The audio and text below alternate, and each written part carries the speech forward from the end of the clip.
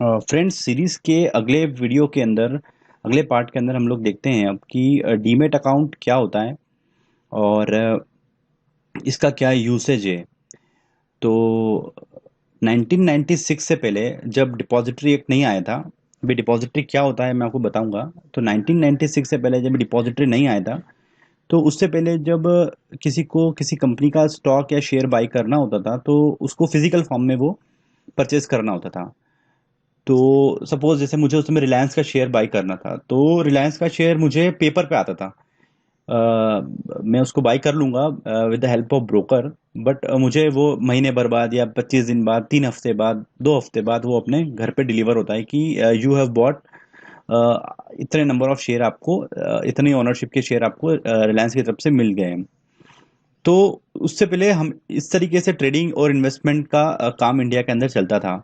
तो 1996 के बाद हुआ क्या कि जब इंट्रोडक्शन हुआ डिपॉजिटरी सिस्टम का और डिपॉजिटरी एक्ट आया 1996 में, तो जो मटेरियलाइज्ड ट्रेडिंग होती थी, मटेरियलाइज्ड ट्रेडिंग मतलब पेपर के थ्रू, पेपर आपको भेजते थे, पेपर कलेक्शन होता था, तो उसके थ्रू जो ट्रेडिंग होती थी उसको डीमटेरियलाइज्ड कर दिया, यानी कि पेपर को हटा दिया, डीमटेरियलाइज्ड हो गया। तो डीमटेरियलाइज्ड जो है वो फुल फॉर्म है डीमेट अकाउंट का। तो डी का डीई और मटेरियलाइज का डीमेट, तो यहाँ से स्टार्टिंग में इन्होंने डीमेट अकाउंट बना दिया, डीमेट अकाउंट को ले लिया।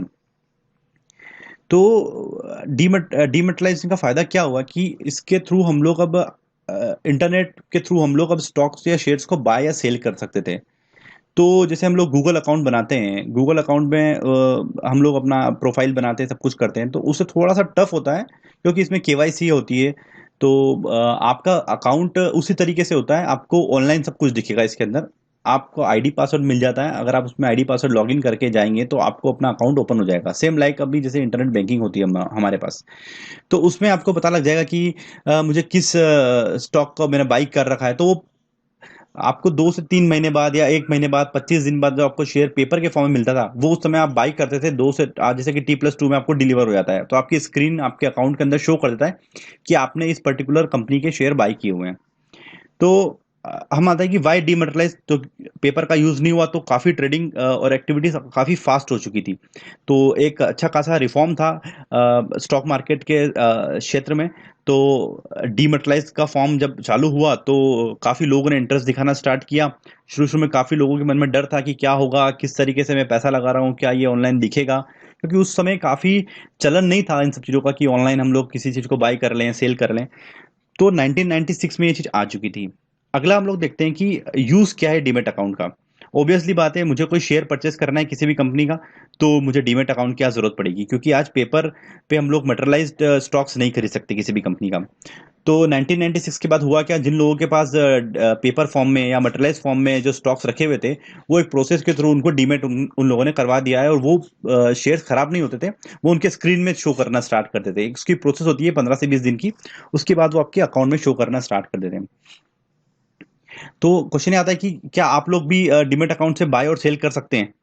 तो डीमेट अकाउंट से कभी भी बाय और सेल नहीं होता है। Demat account it's it's an account, वो एक स्टेटमेंट अकाउंट होता है कि जहां पर आपने सिक्योरिटीज को बाय और सेल किया। सपोज आपने कोई सिक्योरिटीज को बाय किया तो डीमेट अकाउंट के अंदर शो करती है। आपको बाय और सेल करने के लिए जो अकाउंट ओपन करवाना होता है वो ट्रेडिंग अकाउंट ओपन करवाना होता है, बट हम लोग उसको चलन भाषा में बोलते हैं कि डीमेट अकाउंट ओपन कर लिया। बट डीमेट अकाउंट के अंदर एक ट्रेडिंग अकाउंट होता है जिससे हम लोग स्टॉक्स को बाय और सेल करते हैं।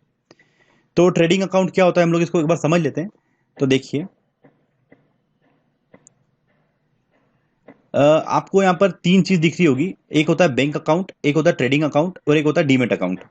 तो हम लोग क्या करते हैं, अपने ट्रेडिंग अकाउंट को बैंक अकाउंट से कनेक्ट कर देते हैं। ट्रेडिंग अकाउंट में हम लॉगिन आईडी पासवर्ड से लॉगिन हुए, वहां से हम लोगों ने मनी को ट्रांसफर किया बैंक अकाउंट से।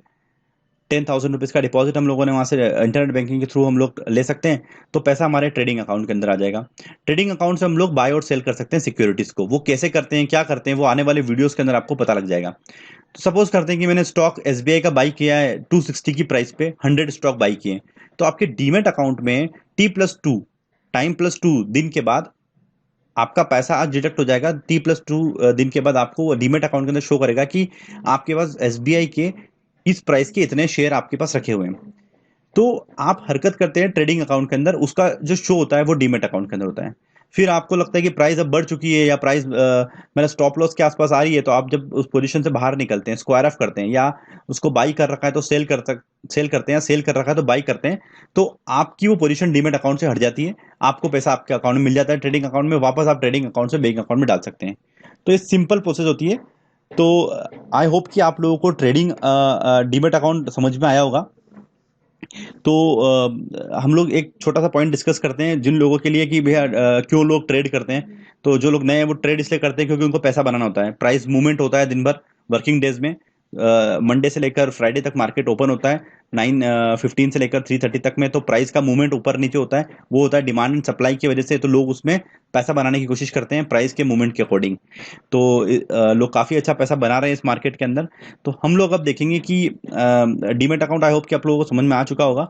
हम लोग देखेंगे कि शेयर्स, अगले वीडियो के अंदर शेयर्स क्या होते हैं, क्यों कंपनी शेयर इशू करती है, उसका क्या कारण होता है। तो आई होप आप लोगों को समझ में आया। मिलते हैं नेक्स्ट वीडियो के अंदर। Thank you friends.